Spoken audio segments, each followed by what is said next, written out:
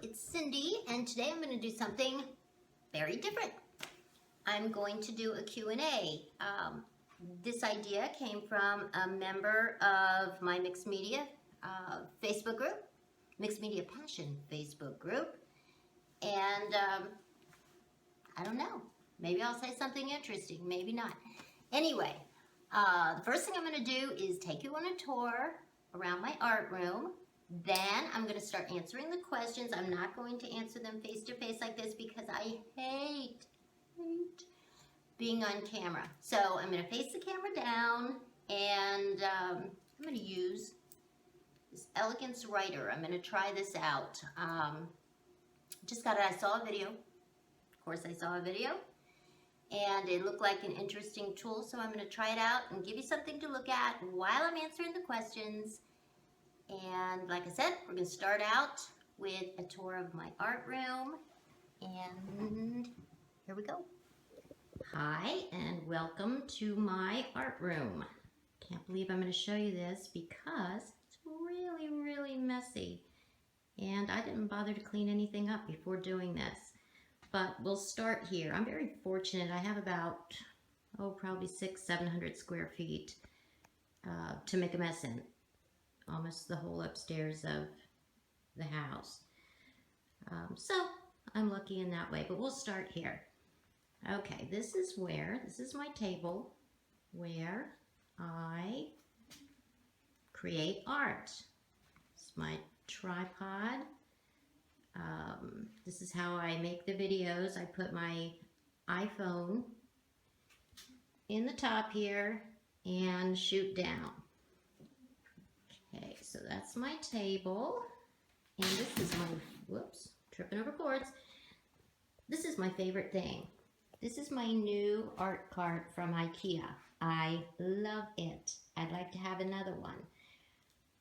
And I love the color, and eventually I'm going to paint everything in this room that color.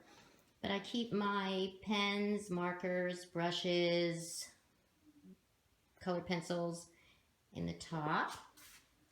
I keep my acrylic paint in the middle, and all of the different mediums down at the bottom. Yeah, I'd like to have one on the other side of the table too. Okay, so my new bar stool, I bought 2 of them at Goodwill, $2.99. That was a great find. Actually, I still stand up. I always stand while I'm painting. This is a little cabinet that I bought years ago, I think at a yard sale, and it works out really well for craft paints. And rubber stamps. And here's where I keep a bunch of miscellaneous junk. I have my dilution sprays and perfect pearls and my new color burst thingies. I love those. And my Bombay acrylic inks, another new favorite thing that I have. This old beat up dresser, this is my next project, and it's going to be a big one. As you can see, it's very beaten up, missing knobs. A few weeks ago, maybe about a month and a half ago, I did a video where I made a jewelry box, and I used hot glue and Tracy Bautista stencils. And I'm going to do the exact same thing on this dresser. Yes, it's going to be a big project, but I think it will look very, very unique when I'm finished. Okay, here we have junk, my printer. This is a little school desk that I found at a yard sale. I need to paint that nice teal color. There's a computer desk that I never use. I just pile stuff on it. Up here, I keep my calendars because I can't keep it in the computer. I have to have something that I can look at. And that way I know when I have a blog post due for Gel Press, or if I'm doing a guest blog thingy, or a video that needs to be finished by a certain date. Little old TV. A lot of times I have the TV on while I'm creating art so that I can yell at the TV and yell about the campaign, politics, etc. This is my balcony out here, where I walk outside to take a little break from whatever I'm doing.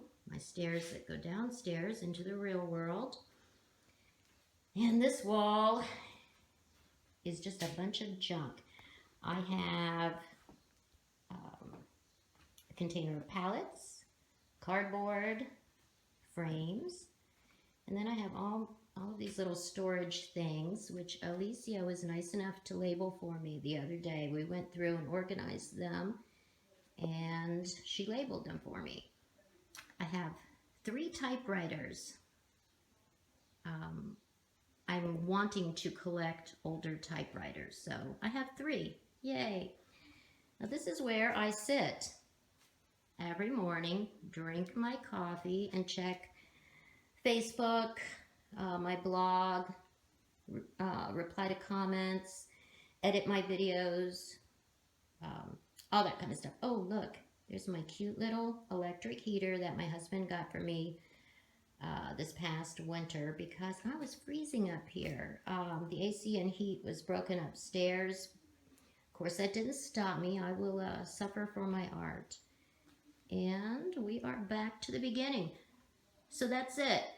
This is where I spend my days.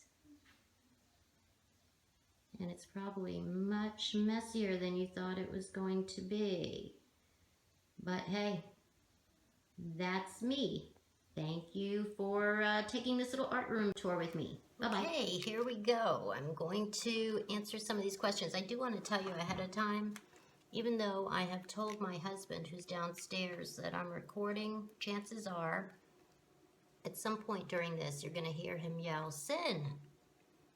At that point, I will turn the camera off immediately because I don't know what he's going to say next. But it's usually something like, where's the can opener? You know, something like that. Anyway, I'm going to start trying to answer these questions, and I'm going to try not to go off on tangents, which I do have a habit of doing, but I'll do my best here. So, first of all, thank you, Michelle Liptak. This was your idea. So, if everybody's bored by this, we can all blame Michelle Liptak. Just kidding. No, thank you for this idea. It's a good one. But the first question is, how did I get started? What made me interested in mixed media? Well, I've always been an artsy, craftsy person. I learned how to crochet when I was, excuse me, about 9. I think it was my aunt taught me how to crochet. And I've always been an avid crocheter. Done it all my life. And I used to go to Books A Million, Barnes and Noble all the time to get crochet magazines. And then I started seeing all of these other magazines by Somerset, I think is the name of the company. They have art journaling and Somerset Studios, the art of paper and mixed media. I have them right here, I'm looking at them. And then the cloth paper scissors. I saw those magazines. And they're beautiful magazines. The pictures are great, and I don't know, I just started looking at it and thought, you know, I'd really like to do that. So I started buying those magazines all the time. And just really liked the art and started looking up the artists on the internet, checking out their blogs. And I found Donna Downey. So I went to her blog and subscribed to her blog. And then she has a series called Artist Gang Tuesday, where every Tuesday there's a video. She puts up a video by a different artist, and she has a different group of artists every year. In fact, this past year, I'll admit it, I applied to be one of the Artist Gang Tuesday artists. She did not pick me. But I'm going to try again next year. Maybe someday I'll be one of the Artist Gang Tuesday people. That would be extremely exciting. But anyway, I started watching these videos, and I always said, one of these days, I'm going to make a video. I started out, I guess, I became obsessed with the faces, like Jane Davenport and Susie Blue.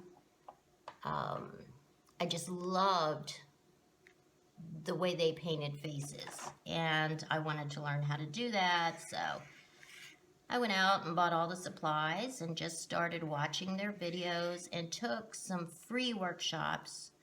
I also have taken some pay workshops by Jane Davenport, and you know, I figured out how to do it. I certainly don't do it as well as they do, but I figured out how to do it. And, you know, that was basically it. Just obsessively watching videos and trying them.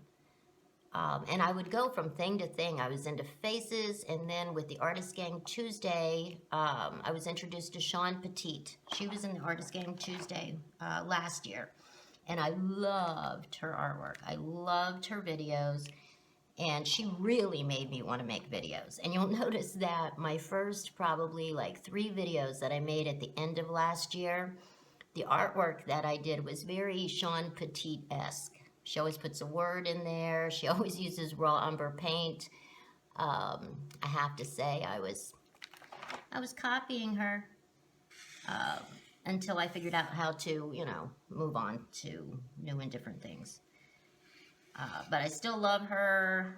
I still watch all of her videos, and I watch all of the new artists, all of the new Artist Gang Tuesday artists. So at the beginning of the year, as far as the videos are concerned, you know, I made a couple at the end of last year, but then I wanted to have my own weekly video, and I decided to name it Creative Heart Monday. And because Tuesday was already taken. And, oh, and Shawn Petite has Sunday Inspiration. That's the name of her weekly video. And she does video every Sunday. It's great. But, you know, I wanted to make a video. I didn't know how to make a video. I had 2 digital cameras, and I figured certainly, you know, that's what you need to make a video. But it just didn't work. And so then I thought, you know, my iPhone, maybe I can do it with my iPhone. So I did shoot some footage with my iPhone. Of course, then I didn't know what to do with it. I didn't know how to edit it. I looked into different editing programs, and they all seemed so confusing. Then I noticed the little icon on my computer that said Windows Movie Maker. Well, that makes sense. So I went in there, and that is like the easiest way to edit a video with that Windows Movie Maker. You can do anything with it, and I know that if I had something more sophisticated, I might be able to do some other things, but I don't really care. It's easy, it works, and so that's what I'm sticking with right now. So I started making the videos, and I was getting, you know, 20 views, 30 views. I was excited just to have 1 view, but, you know, most of these views were from my friends, because I would, of course, bombard them with emails. Hey, I put up a video, watch it. And they would, you know, I don't know if they were really watching it or, you know, just saying that they did and going and doing something else. But anyway, but I guess it was about, maybe March or April of this year, I figured out Facebook groups. I had never even heard of Facebook groups, but then I discovered Facebook groups, and I started joining different groups on Facebook and sharing my videos, and I started getting a lot more views. And I eventually ended up starting my own Facebook group, Mixed Media Passion, and I have over 100 members on there now, which I'm really happy about. But that was a great way to gain exposure, and it's wonderful. I get to talk to a lot of people. People are so nice. They comment on my videos, and through that, I ended up getting on the gel press design team. Way back when, I bought a gelatin plate from another company, and I loved using it. I mean, it was just the best thing I'd ever seen. And so I started incorporating that into my art. And then when I was contacted by the gel press people, I was super happy because, first of all, there's other great people in the group, so I get lots of good ideas from them. They also sent me all of the gel press plates, so I have one in every size, so I can really do a lot of stuff now. And it's been wonderful. I've met new people, gotten new viewers. It's been a great experience. I've also gotten to do a guest blog thingy with Stencil Girl. I've participated in a lot of different video blog hops, and you know, fun thing. So that's basically how I got involved with YouTube and making videos and Facebook and all of that. Now, some of my favorite artists on YouTube, that's another question here. And I've already mentioned Donna Downey and Sean Petit. I also, Christy Sobolewski, I think that's how you say her name. I had seen her stuff a while back, and then for some reason, just stopped watching her stuff, not purposely, but stopped watching her stuff, and then was reintroduced to her recently, and I love her. In fact, she has a Patreon page, and I'm now one of her patrons because she gives so much stuff. If you become a patron of hers, you know, and I don't know if you know about Patreon, but it's a place where artists can go, and you know, most people don't make very much money creating art, and art supplies are very expensive. So it's a way for artists to, you know, develop patrons. So I'm one of her patrons.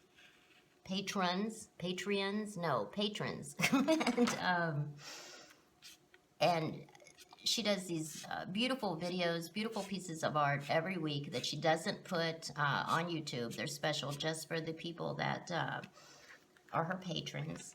But she is fantastic. I also love Jodi Ohl, O-H-L. I don't know if that's how you say her name, but I love her too. She does a lot of, she calls them pods, but they're paintings and lots of little pods everywhere. And I think they're beautiful, and I did take her class online and thought it was excellent. Tracy Verduga, she's another one. She does those pods too. She does other stuff, but she also does the pods. And I've taken one of her classes, and I love to watch her videos. Let's see, who else do I like on YouTube? I like Schmitt Dixon. Schmitt Dixon does all kinds of things. She does crafts. She does, you know, beautiful art. She mixes it up, and she puts out a lot of videos, and they're very good. You should check her out. Online classes that I've taken, I mentioned the Jodi Ohl, Tracy Verduga. I've taken Donna Downey classes. Recently, I took the Donna Downey Abstract Florals class. Excellent. I'll put a list. I'll think about this a little more and put a list down at the bottom of this video. Let's see. Where do I get supplies? Well, I get supplies at Michael's, Joann's, and occasionally, I don't like to admit it, but occasionally Hobby Lobby. I was boycotting them for a while, but every once in a while I break down and go to Hobby Lobby. Also, I just discovered Tuesday morning, I did not know they had art supplies in there, arts and crafts supplies, but they do. In fact, I was there this morning, and their stuff is really, really inexpensive. I also, there's a little art store in my town, Gainesville, that opened downtown, and great place to buy canvases. And I think a lot of art students from the University of Florida go there and buy their art supplies. They're not like a Michael's. They don't have tons and tons of stuff, but they do have really nice supplies in there. And then, of course, online, Amazon. Love to buy stuff online. Usually can get it with free shipping, and it comes in a couple days. Let's see, somebody asked about substrates. Now, canvases are expensive. It's ridiculous how expensive they are. So I do buy canvases, but I also go to Goodwill and the thrift stores, and I buy used canvases. And I gesso over them and, paint over them. Of course, I only want canvases that are in really good condition. But it's a great place to buy canvases and wooden panels and boxes. I love to cover little trinket boxes. And recently, well, today, on my video this morning, I did a tray that I purchased at Goodwill, I think a couple dollars, and it was in perfect condition. I just wanted it to look different. I think last week I did that coat rack thing, that wall coat rack, but it's a great place to pick up things that you can change. Now, for a while I was into Annie Sloan chalk paint. I don't know if you've heard of that before, but it's chalk paint, not like chalkboard paint, but it's chalk paint, and you can paint things and make them look distressed. And I was really into that. So I was buying old furniture everywhere, at yard sales, at Goodwill, estate sales, and redoing it with this chalk paint and then sanding it and making it look all beat up. But bottom line is, Goodwill, thrift stores, great place to buy things. Okay, I'm back. I had to go get some water for this next step here. I'm really excited about this. It's this Elegant Writer pen, and now when I add water, it's supposed to change colors. We'll see what happens. But let's see, to get on to the next question. My favorite substrates. My favorite substrates are wooden panels and mixed media paper. This I get Strathmore and Canson, but it's the Bristol mixed media paper. I really like that. And I love painting on wooden canvases, wooden panels, whatever you call them. And as far as, let's see, someone asked about substitutions. Substitutions for things that are really expensive. I use a lot of matte gel medium, and I used to buy the golden matte gel medium, fluid matte gel medium, that's what it's called, and it is expensive. I mean, it's definitely expensive, but then I discovered the decoupage by CeeCeeArt, and it seems exactly the same, and it's still not really cheap, but it's less expensive than the golden. So I go through a lot of it, because with all the gel printing that I do, I have to glue them down. Now, I should have gotten a rag here, and I didn't. So let me stop for a minute again. Now I'm back with a rag. And they were telling the truth. This does. When you blot it up, it turns a little pink. It's like blue, green, pink. Anyway. Okay. Other substitutions. I use a lot of stencils. And stencils also are expensive. So you'll see in some of my videos where I've cut my own stencils just out of cardstock. I do that a lot. I'll just make up my own shapes and cut them out. Now, they're not going to last forever, but, they work. And the same with the rubber stamps. You can make your own rubber stamps because they're expensive to buy. I use those, that foam, and just make my own rubber stamps a lot of times. Recently, I think I did a video on sticking the foam on wooden blocks to make nice stamps. And I like to do that because then you have something different than everyone else. And they work just fine. Let's see, next question. My favorite supplies. Well, my favorite supplies, my favorite supply is probably a charcoal pencil. If you notice, I use charcoal pencils in pretty much everything I do for shading. And I got that from Sean Petit, who I mentioned earlier. She uses the charcoal pencil for shading. A lot of people use oil pastel, and I've started using that a little bit too at the end, but the charcoal pencil is probably my favorite. I just like the way it looks. I also, as I mentioned before, I like the gel press plates. I mean, I use those gel prints in pretty much everything that I do. So that's probably my favorite supply. Love stencils. Have a lot of them. And matte medium. That's probably it. Oh, I love golden quinacridone magenta paint. I love that color. I love their fluid acrylics because they're semi-transparent. They're just beautiful. And that's my favorite color. And it's in pretty much everything I do. You'll see, you know, I've got that color in there somewhere. Let's see, what else?